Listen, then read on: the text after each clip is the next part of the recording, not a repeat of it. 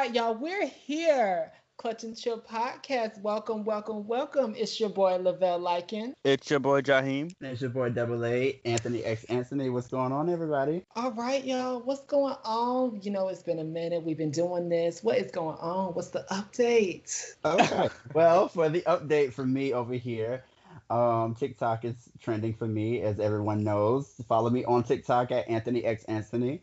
And yeah, I have a brand new series coming out on there. It's already released 2 episodes. So again, it's gonna be something really, really comical. Anybody who knows me knows that I'm a huge Beyonce fan. So this whole We series is know. dedicated to the Beehive versus the Navy. And I think it's really, really comical, and a lot of it is inspired from like the Golden Girls too a little bit. So yeah, definitely check it out. Well, I ain't been up to much. Just been, of course, stacking money. Just been chilling, you know. Money, money, money, money, money. What?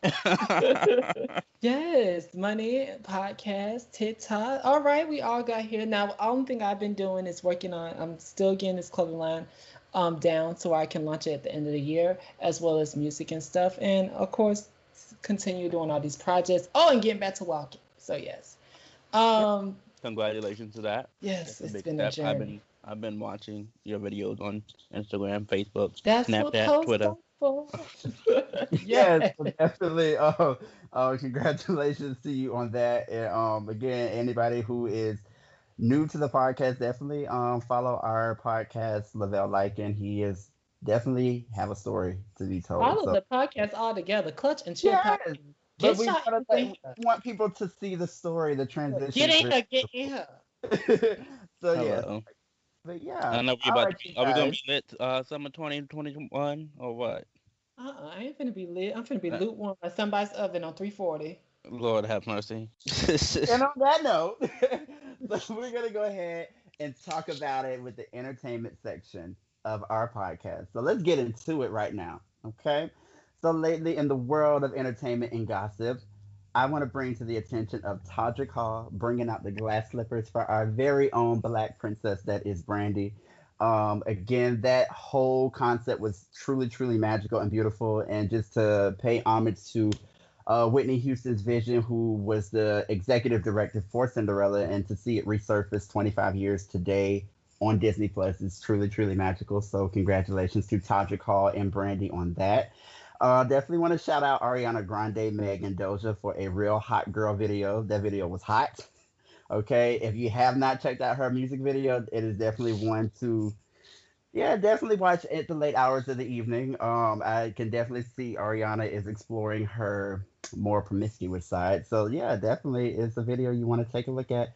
And we want to bring attention to the flowers that are blooming all over YouTube to Miss Kelly Kell. She's definitely doing her thing. That video was truly beautiful. And I have to say, she either took a page out of Beyonce's book, because the visuals of it all was truly, truly beautiful. And like it just really just celebrated like culture. And like this month alone was just for that whole video, it was really dynamic. And congratulations on the pregnancy. We wish you nothing but joy and happiness to Miss Kelly Rowland.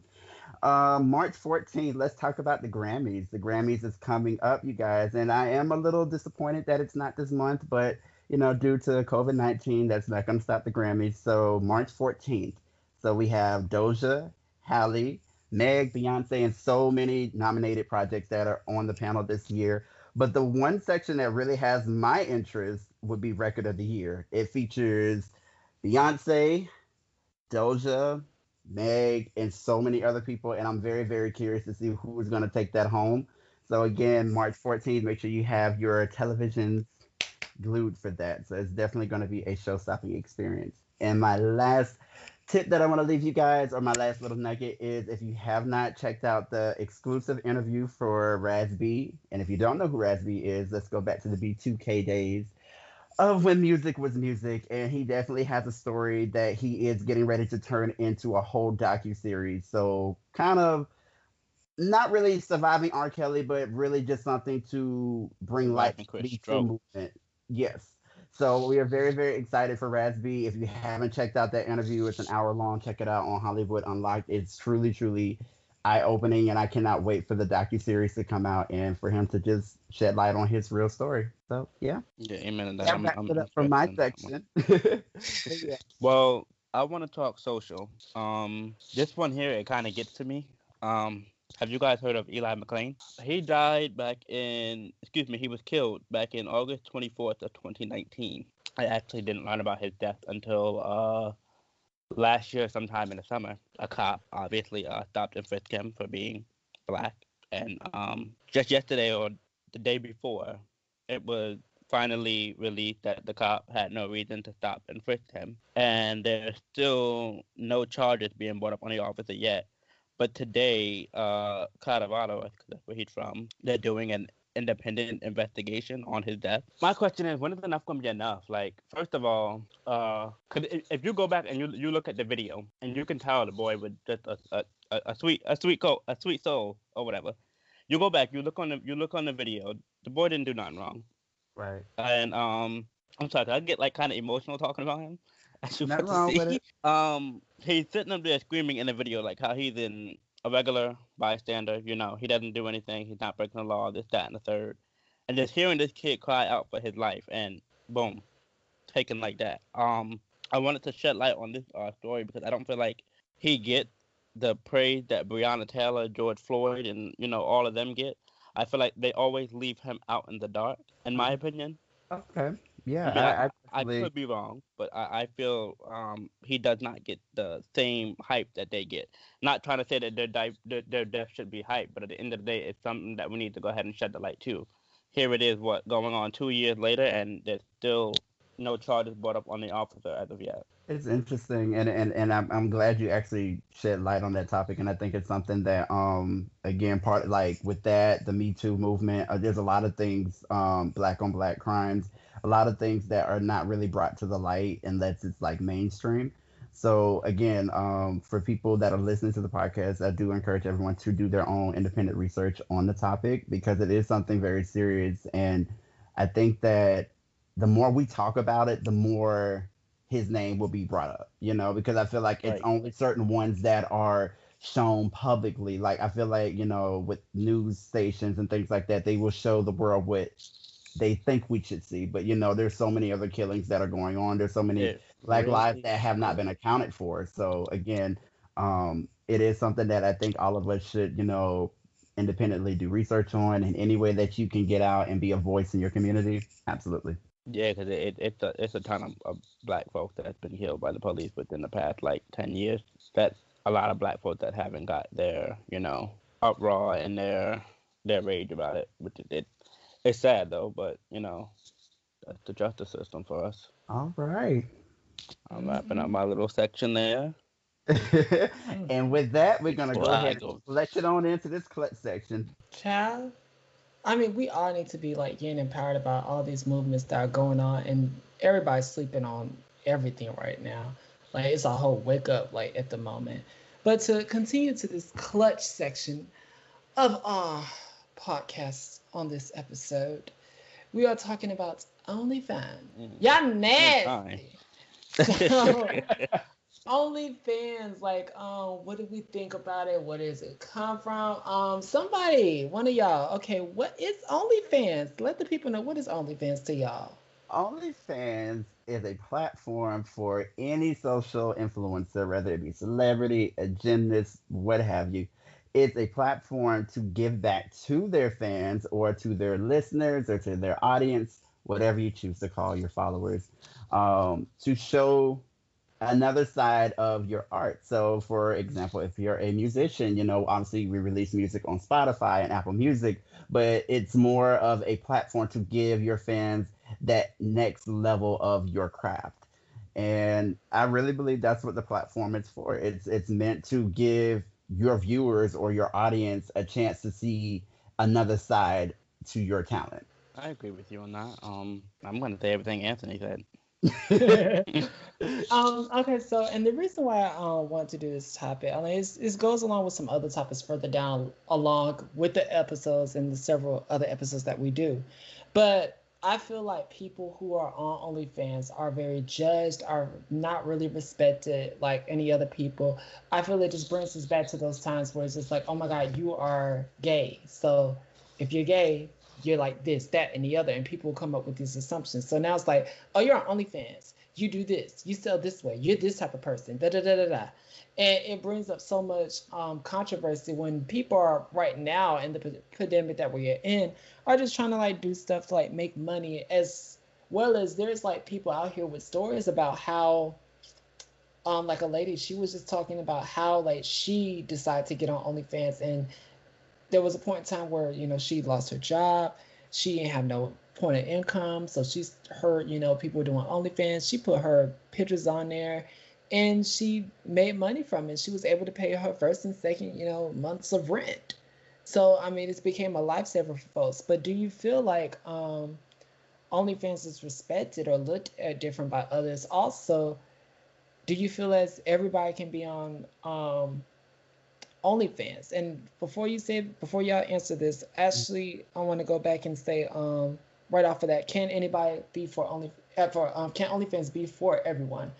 And the reason why I put that in there is because there is a 70-year-olds now, like kids, who use OnlyFans.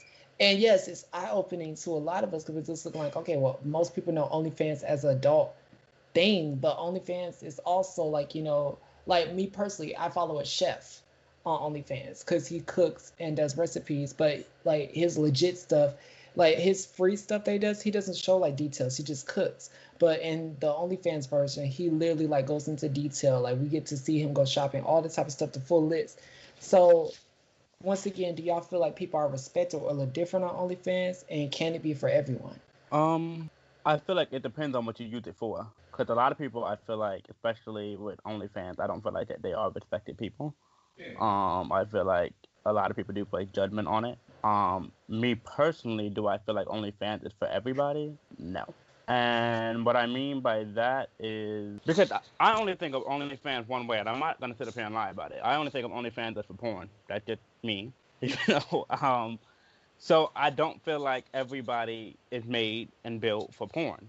Me personally, no, not happening. I don't give a damn how. Like I can't do it. Like I just can't see of what I want to do. I can't see myself like, all right, recording a video and then just putting it up there because me personally, once it's on the internet, it's there. Like it's not being deleted. It's nothing. You cannot take that back. Like that's just me. Did I get a huh up in here? No, I'm sorry. That was the dog. That was not me. But no, I do agree. I agree with some of that. I do feel like it is like a lot of people look at it. Like I was saying, a lot of people look at an adult, but as well, there's other things on there. But what are you gonna say, Anthony?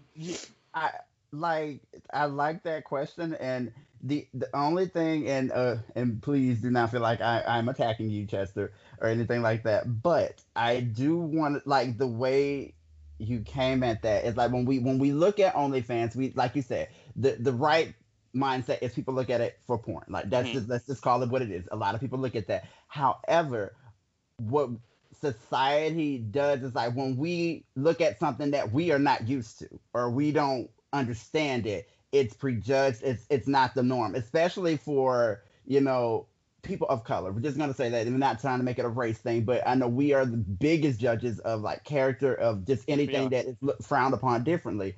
And I'm the way that this question kind of formulated, which I want to kind of jump back a little bit to a section that I mentioned earlier in Entertainment Weekly, which was Raz B. When I watched the interview, and he brought up a point which kind of correlates to what we're talking about now, was when, okay, he talks about male molestation and what happened to him. And he said that it's always, frowned upon if a grown woman was to molest a man. And because you get the question of, okay, well, you're supposed to let it happen. What do you mean? You don't like women? Are you gay? So it's like when something is, uncomfortable or it's not the norm, such as OnlyFans, it's not the norm for us to be like, okay, so what do you do? Well, I work on OnlyFans. Well, we know what you do, but not understanding that this person may be a chef or this person may be a poet or, whatever it is that they're using that platform for. Right. So I think that until we get out of that mindset of, okay, white is white, black is black, instead of looking at, okay, there's a whole world of color. It's always going to be prejudged. And you did bring up a good point where it's like, okay, if you do put something on the internet, you just have to know that it's going to be there. It's you have to be comfortable with what you're sharing to the world, whether it's nude, whether it's food, whatever it is. But we just have to get out of that mindset of, okay, well, if you do OnlyFans, okay, you do porn. But let's look at this person. Like, let's just say Sally comes up. Oh, I have an OnlyFans. Oh, little Sally, she doing porn, but she a cheerleader. She's a, whatever. But and never has like no kind of Instagram or anything like that. So already we're prejudging her because And I was of just gonna say OnlyFans. that.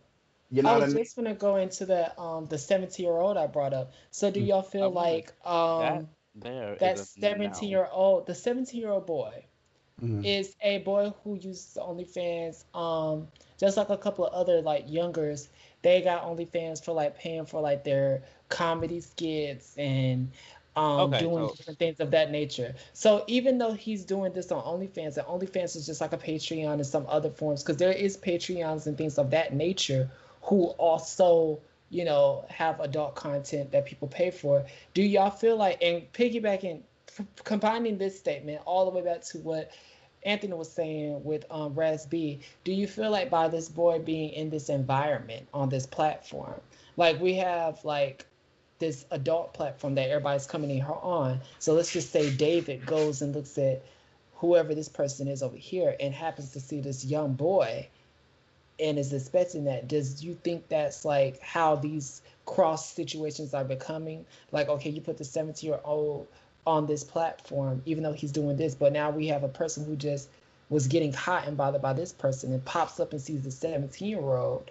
Like, what do y'all feel about that? Because there is see, a section where random profiles pop up. I see where you're going with that, and I think, like, honestly, um, OnlyFans again, it is, I feel like it's a little bit more secure and protected. Now, granted, it's one thing to be like, okay, a random 15-year-old pops up and it's like, oh, there's a little boy, let me go follow him.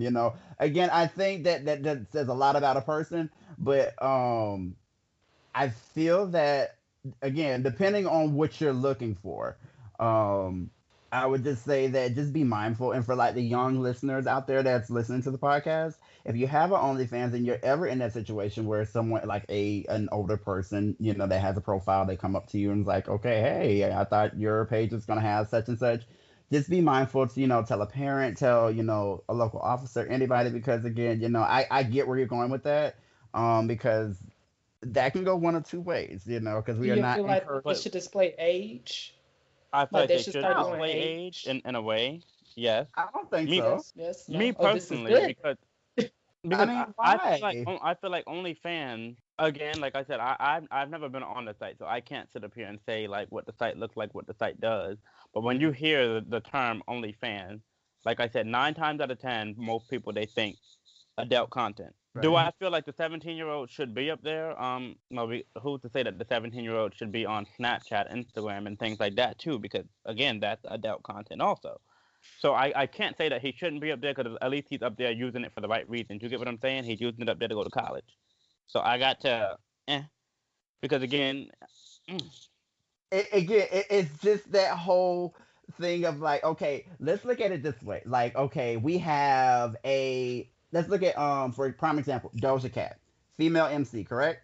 She's going into a dominated male think industry, which is known for, the rap industry is mainly predominantly guys, I'm right? gonna just hold on, Now, hold on, now hold let me on, finish real quick. Right hold on. now, because we have a lot of females coming out. Let me Because finish real y'all quick. consider hold on. I don't want to cut you out, but y'all consider Doja Cat an MC now, pop star that raps. That's all. Okay, well, I would not say she's an. everybody has their own preference on the artist, but again, the overall point, rather I use Nicki Minaj, whomever. You take a female rapper MC going into a predominant male-based industry, it's going to look like, okay, well, I have work to do. Like, okay, well, what's going on, So with OnlyFans, if you have anybody coming in, whether they're a chef, cheerleader, actor, whatever, going into a industry that is predominantly known for adult content, is like, okay, I have to come in here and show them that, okay, I am not that, but this is who I am.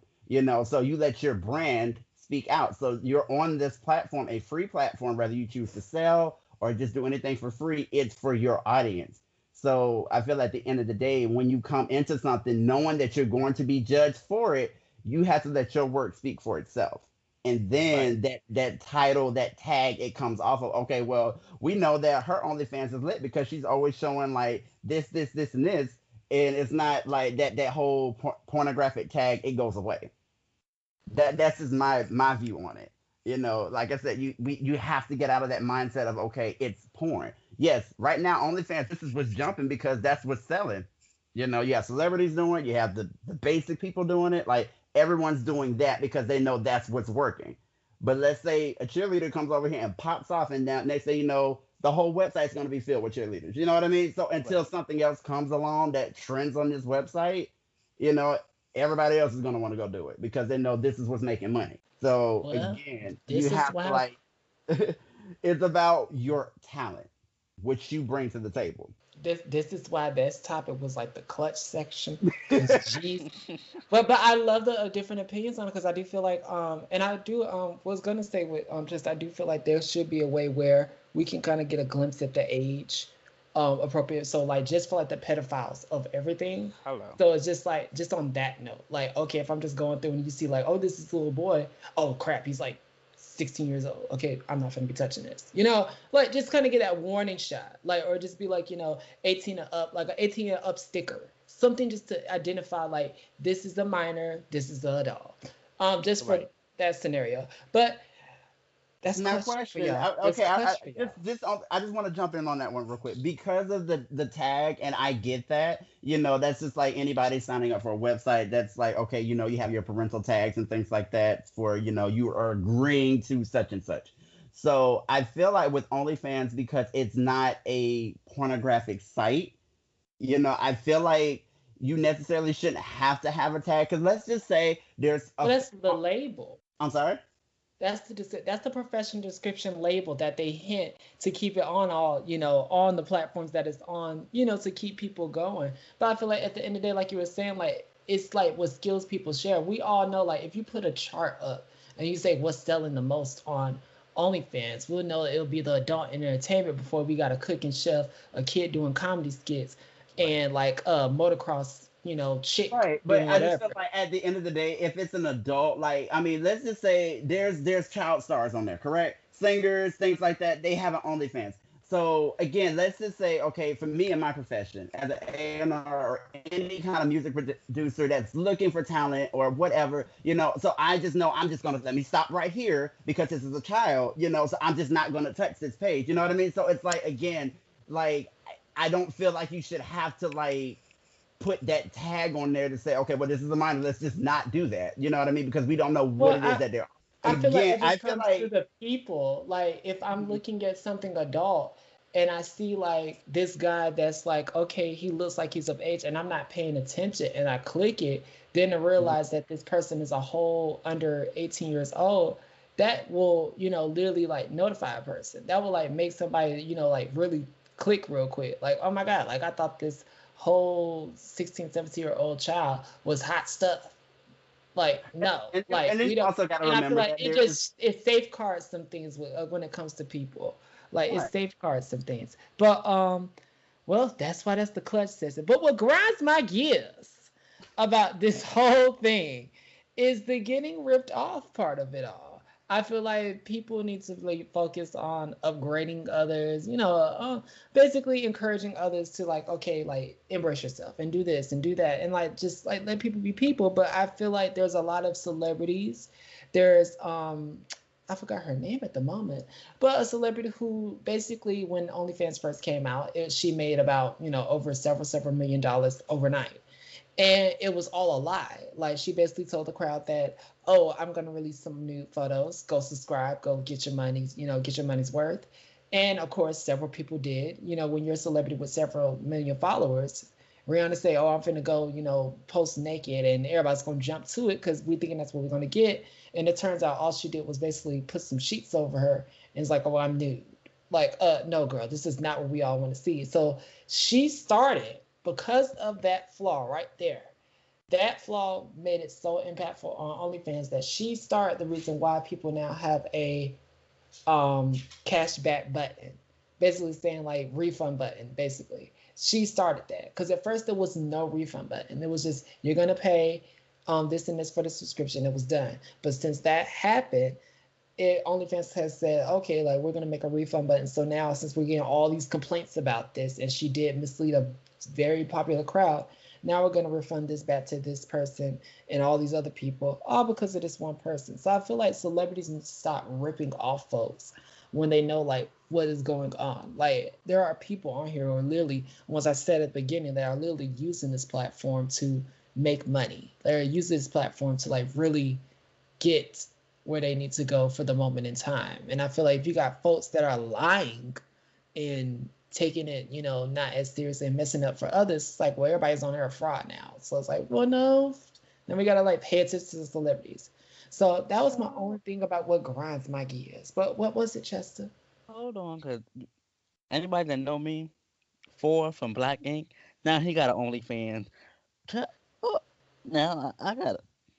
You finna make your first trip to OnlyFans. OMG. Okay, so whole 6-class drive ride. You never know what you're gonna get or hear on Clutch and Chill podcast. So as we wind down to the chill section of the show, we just want to recap and reiterate that OnlyFans is, in my opinion, a website for everyone to go and just be creative and be authentically themselves. Like I feel like OnlyFans is something that is a way of the future now. It is something that is providing jobs, for those who cannot go out and work right now. So again, OnlyFans is something that is here to stay, and it is something that is a moving process now. So whether you're on it or just to watch, subscribe, pay, hey, OnlyFans is here and it's not going anywhere no time soon. So yeah. Don't think because my opinion is different. Don't think that I'm like knocking OnlyFans. I want y'all to know that too. Like, even the listeners, I want y'all to know that. Like, no, that's not my, that's not my expertise. If you choose to do that, that's everybody's business. That's not mine. Well, that's your business. That's not mine. Like, I just wanted to put that out there. I can't with you, Chester. Well, yeah, I don't think anybody thought that. Well, I know I didn't, but like on my personal opinion about that too, I have to think about it too, that I feel like if it wasn't for the pandemic, OnlyFans would not be as popular as it is now. I feel like by us being in this pandemic, it has focused a lot of people online to the point where it's like, okay, now this is what we can do. This is what's popping. This is what we know about. Because the pandemic also has helped us and it worsened a lot of things, but it's also helped a lot of people to focus on what's online. And that's the reason why most of these people are making as much as they are, because they're focused now. And now everything is like online. So I feel like if it wasn't for the pandemic, like, okay, OnlyFans would be popping like that. It'll be, known that people are on it, but it wouldn't be as major as it is now. Like, focus level would be so different, especially when you got everything else going outside of life versus people who just sitting in, getting their rocks off or learning how to cook. So, on that note, this is your boy, Lavelle Lycan. It's your boy, Jaheim. And AA Anthony X Anthony, you guys. And this is Clutch and Chill. Good night. We out of here.